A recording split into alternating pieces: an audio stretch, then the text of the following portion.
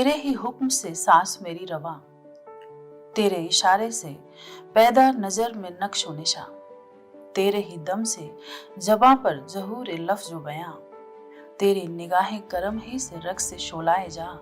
तेरा गुलाम नहीं तो और क्या हूं मैं, तेरा गुलाम नहीं तो और क्या हूं मैं। ओशो के गांव में, ओशो की छांव में, 18वां अध्याय, हिमालय का आलिंगन। ओशो जागरण ध्यान केंद्र ग्वालियर द्वारा आयोजित आयोजकों का शिविर एक असाधारण घटना थी और कुछ असाधारण बातों का सूत्रपात इस शिविर में हुआ। शिविर की गरिमा और शिविरों में ध्यान साधना की भूमिका पर इस शिविर में खूब मंथन हुआ। अंततः तय हुआ कि वर्ष में कम से कम 2 बार ओशो मौन साधना सत्र का आयोजन किया जाए। ये शिविर त्रिदिवसीय शिविरों से भिन्न थे और एक विशेष मनस्थिति की मांग करते थे।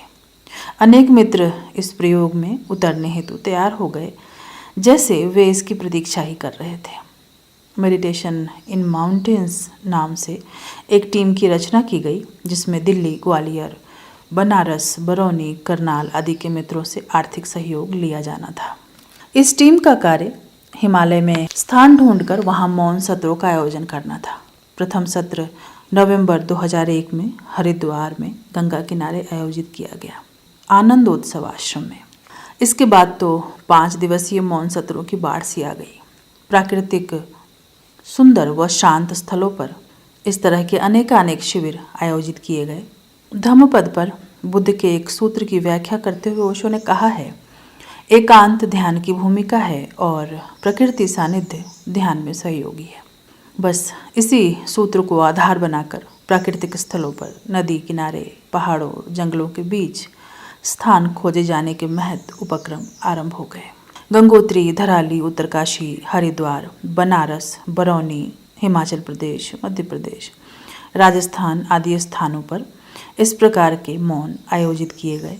धीरे धीरे ये सत्र सन्यासियों को बहुत भाए और फिर मेरे पास लंबी अवधि के मौन सत्रों के प्रस्ताव आए। इस श्रृंखला में मई 2002 में धराली, मई 2003 में कौसानी एवं ओशो आश्रम तपोवन काठमांडू में अप्रैल 2004 में 10 दिवसीय मौन सत्र का आयोजन हुआ। इन सत्रों में शिविरार्थियों की संख्या अधिकतम 50 रखी जाती थी और विशेष प्रकार का खाना दिया जाता था। ये साधक आंखों पर पट्टी बांधे, कानों में कपास लगाए, वाणी का मौन साधे हुए ध्यान विधियों में गुजरते थे और मौन होने की कला सीखते थे। दिन भर ये मित्र ध्यान करते और संध्या सत्संग में धम्मपद की चुनिंदा बौद्ध कथाओं से लिए गए ओशो प्रवचन को सुनते। इन कथाओं पर मर्मस्पर्शी व्याख्या के द्वारा ओशो सीधे ही इन साधकों के हृदयों की गहराइयों तक अपना संदेश छोड़ देते। साथ ही साथ ये मित्र ओशो की वाणी में ध्यान साधना व मौन के महत्व को सुनते थे, गुनते थे। ये सत्र कई मायनों में अनूठे थे। ध्यान की गहराइयों के स्वाद को चखना इन अक्रिय मौन साधना सत्रों में सहज व सरल होता। हिमालय की ध्यानस्थ वादियों में गंगा के किनारे जब ये साधक अपनी साधना में रत होते तो वे दृश्य देखने लायक होते। ये सभी दृश्य मेरी स्मृति में आज भी ज्यों की त्यों सुरक्षित हैं और समय की जरा भी धूल उन पर नहीं चढ़ पाई है। साधना की प्यास हृदय में लिए इन साधक मित्रों का स्वागत हिमालय ने अनेक बार किया। ये सन्यासी मित्र भी हिमालय की ऊर्जावान वादियों में कई बार अपनी शक्ति व सामर्थ्य के रूबरू हुए और संकल्प की नौका पर सवार हो अपने उद्देश्य में सफल हुए। संकल्प की शक्ति जब सम्यक समझ से मिलती है तो चेतना एक नई दिशा में बहने लगती है। यह दिशा व्यक्तित्व की आधार भूमि पर निरंतर स्पष्ट होती चली जाती है। यह दिशा व्यक्तित्व की आधार भूमि पर निरंतर स्पष्ट होती चली जाती है। ध्यान का संकल्प और ओशो के प्रवचनों से पाई समझ हमें जीवन के उस केंद्र बिंदु तक ले जाती है जहाँ जीवन धन्यता से भर उठता है। मौन साधना सत्रों का जो सिलसिला सन 2001 में आरंभ हुआ वह अब सन्यासी मित्रों के बीच अपना विशेष स्थान बना चुका है। अधिकाधिक लोग मौन के प्रयोगों में उतर रहे हैं और सम्यक लाभ ले रहे हैं। ओशो द्वारा बताई गई ध्यान साधना में आज मौन सुदृढ़ रूप से अपनी जड़ें जमा चुका है। ओशो देशना के अलग अलग आयामों में एक आयाम मौन का भी है, जिस पर ओशो स्वयं द्वारा संचालित शिविरों में बहुत जोर देते थे। आज अनेकानेक शिविर संचालक मित्र साधकों को मौन में ले जाने हेतु अथक श्रम उठा रहे हैं। स्वामी पूर्णानंद भारती उनमें से एक हैं।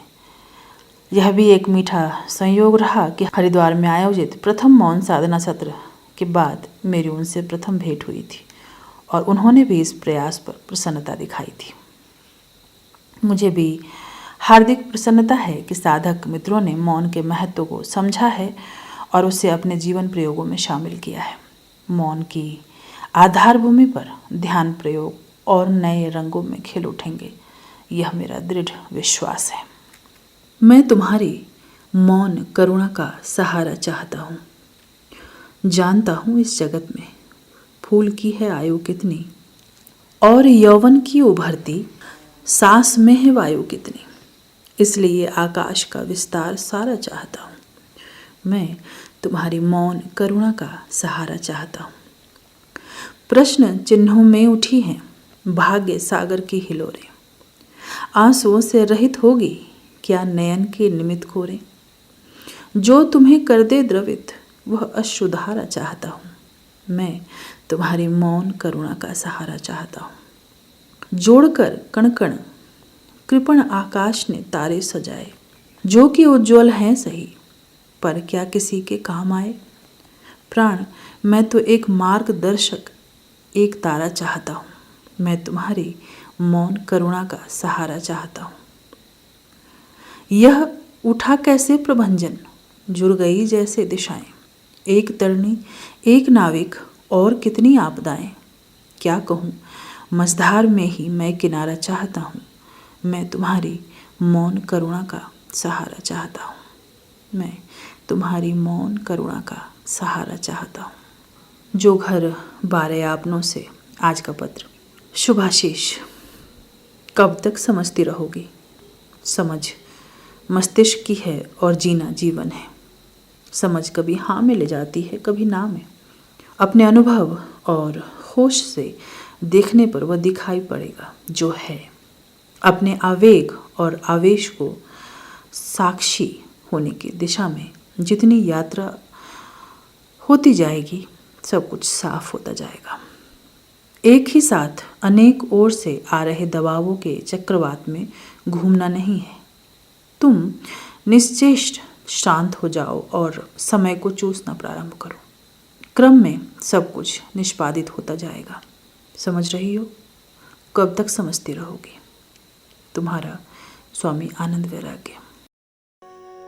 खोल दिए पाल छोड़ अपने पतवार सभी, होकर सवार प्यारे सद्गुरु की नाव में।